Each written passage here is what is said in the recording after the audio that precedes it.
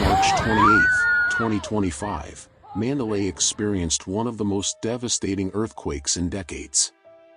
In seconds, sacred ground turned into rubble.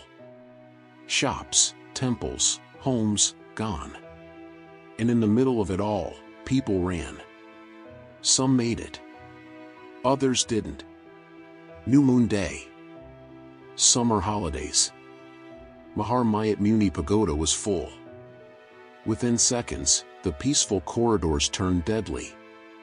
Inside one of those corridors, a mother was running a small shop with her daughter and 2 staff members.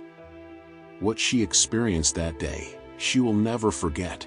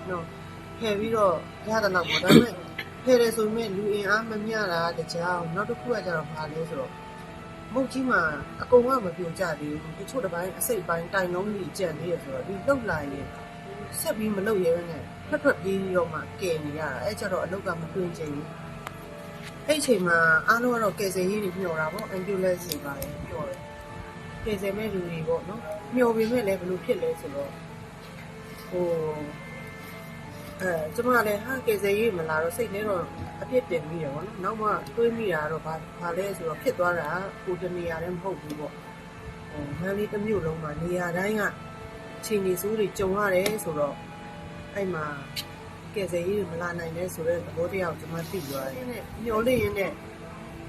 နေပြီးတော့ဒီလိုပဲနေပုံကြီးကိုမျောကြည့်ပြီးတော့ဒီချိန်မှာဘယ်သူတွေလာကယ်မလဲဆိုကြတော့ဒီအတိုင်းမျောကြည့်နေအဲ့ဒီချိန်မှာအဲ့ကောင်လေးတွေကိုဘယ်နိုင်နိုင်မအုပ်တုံးလေးတွေဖယ်တော့ကလေးလေးတယောက်ထွက်လာအသက်တော်အတိအကျပြောလို့မရဘူးသူ့အရက်မောင်းရဆိုတော့10နှစ်လောက်တော့ရှိမှခင်တော့ကောင်မလေးပြုတ်ဖတ်ပြီးတော့အသက်မရှိတော့ဘူးဆိုပြီးတော့အဲ့ပိုင်းချက်မျိုးမှာတရားရေးပေါ့နော်သူ့ရဲ့အုပ်ထင်းမှုတွေလည်းမတွေ့ဘူးအုပ်ထင်းမှုလည်းမရှိဘူးကလေးလေးကအသက်ပြောက်သွားပြီးတဲ့အဲ့ဒါနဲ့ပါလာတဲ့ဘုရားပုတွေလည်းပေါ့နော်အဲ့ဒါကြည်ရင်သွားရင်းနေရတော့ဒီသူ့ကိုဒီဘက်လေးတက်တယ်မျက်နှာအုပ်ထားပြီးလိုက်တယ်အဲ့လိုပဲနောက်ထပ်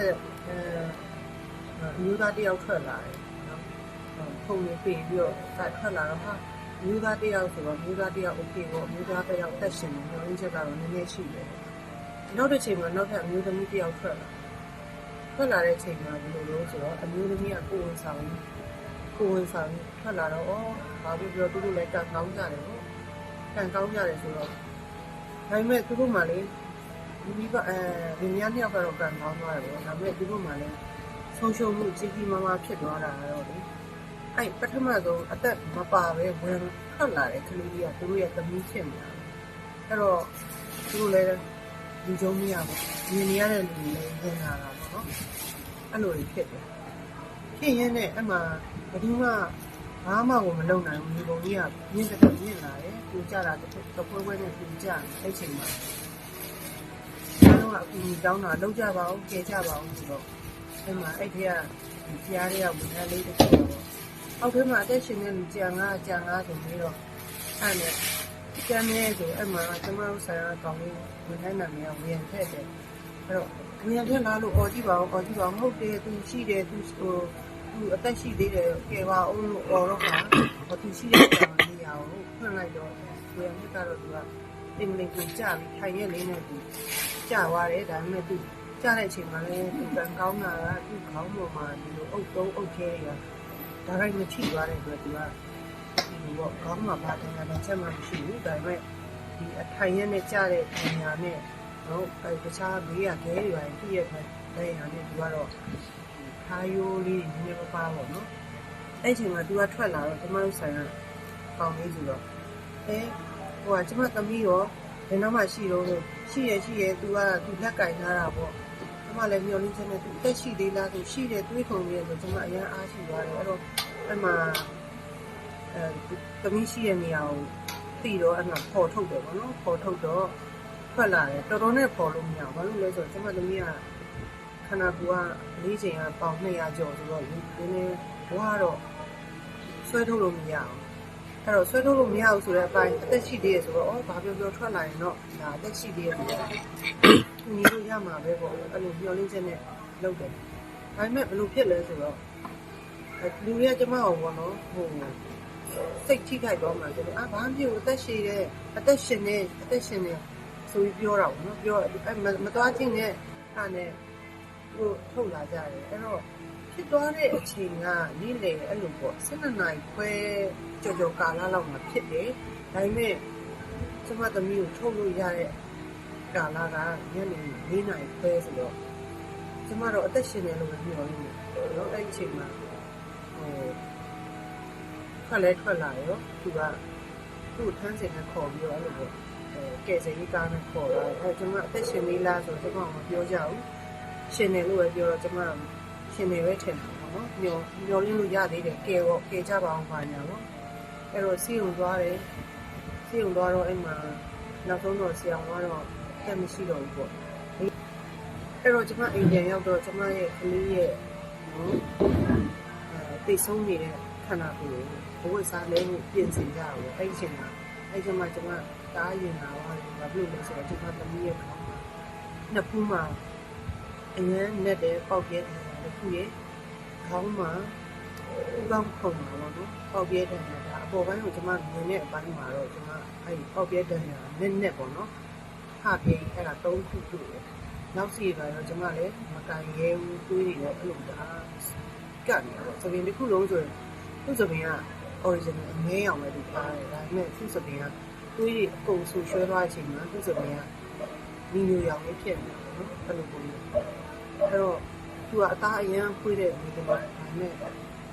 အောက်ဆီဂျင်ပြတ်တာတွေရောနေရာတွေရောကြောင့်ငါတော့ဒီမျက်နှာတစ်ခုတော့မဲတူးသွားတာပေါ့နော်အဲ့တော့အဲ့အဖြစ်ပြက်ကိုမြင်ရတဲ့ညီလေးကတော့အရန်ကိုနေတာတယ်လို့ပဲပြောရမှာဒါနဲ့လေဒါတော့ကိုတယောက်ပဲဖြစ်တာမဟုတ်တော့လေကိုတယောက်တည်းပဲဇက်နာနေလို့ဖြစ်ဘူးနော်အကုန်လုံးမိုးပြုံများပေါ့တကယ်တမ်းပြောတော့ငါလေးတစ်ခုလုံးကအမိထာရုံဖြစ်သွားတာပဲနော်အဲ့တော့ဧည့်သည်ကြီးတွေလုံလုံလောက်မရှိဘူးဆိုတော့ဖျားကြီးရဲ့ဒီမုံကြီးဝင်းကျင်မှာတော့အပုံနဲ့ထွက်နေတော့ပေါ့မတူရသေးတဲ့ခန္ဓာကိုယ်လေးရှိအောင်မယ်လို့ထင်ပါတယ်ဘာလို့လဲဆိုတော့အဲ့ဒီကအရင်လူစီရဲ့နေဖြစ်တာပဲနော်ဒါကတော့ကျွန်မသိရတယ်ကျွန်မကိုယ်တိုင်ကြုံတွေ့ရတဲ့နေနေအခြေအနေတွေပေါ့နော်အဲ့တော့ဘာပြောပေါ့လေအစိုးရအကောင်ကျွန်မရဲ့သမီးကိုဖြစ်ချင်းနေမှာပဲဒီ dead body ကိုယူခွင့်ရတယ်အဲ့တော့သူ့ကိုကောင်းကောင်းယူပေးခဲ့ရတယ်ဆိုတာကိုကြည့်ပြီးတော့ပဲခုချိန်ထိ dead body မရသေးတဲ့လူတွေနဲ့ရှင်ပြီးအစိုးရအကောင်ဆိုပြီးတော့ကျွန်တော်မှဒါလေးကိုကြည့်နေရတာပေါ့ This was more than a natural disaster. It was a shared tragedy, a moment that scarred the entire city. Yet in the midst of loss, the people of Mandalay continue to rise, with courage, compassion, and the will to remember. Please like, share, and subscribe to our channel. We have more powerful stories to tell, and we want you with us on this journey.